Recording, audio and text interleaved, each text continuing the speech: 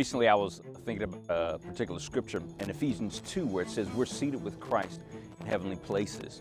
And I understand, one meaning of that scripture to be that we're to look at our life and our situations and circumstances from heaven or God's perspective versus looking at it from, again, our earthly perspective. And while that is absolutely true, sometimes I think we only look at that from the negative sense in terms of, I'm only supposed to look at my problems from God's perspective and not my own, because again, I won't have a full view of it. But instead of just thinking about my problems in that sense, I also need to think about my potential in that sense, because again, my view of my potential is going to be very limited compared to God's view.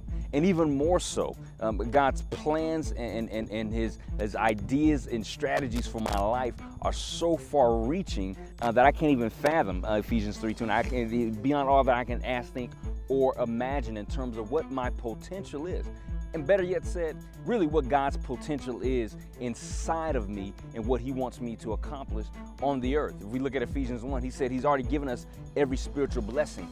2 Peter 1 tells us that we have everything we need for life and godliness. And so if we take those two scriptures together and go back to looking Ephesians 2 where it says, again, we're seated with Christ in heavenly places, really, there is nothing that I can't accomplish on the planet that God has called me to do and that God has given me permission to do and that God has equipped me to do.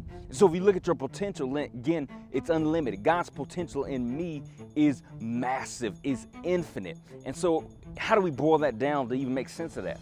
What has God called you to do in your life? What problem has he called you to solve? What people has he called you to impact? What community has he called you to influence? Because it really comes down to what you're going to do with that potential. What are you going to do with your life that's going to really matter?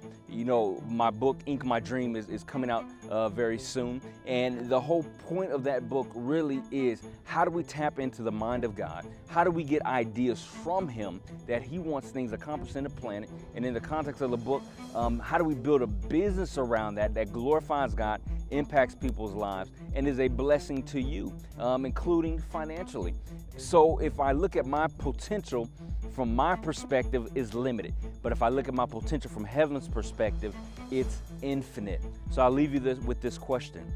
What does your potential look like from heaven's perspective?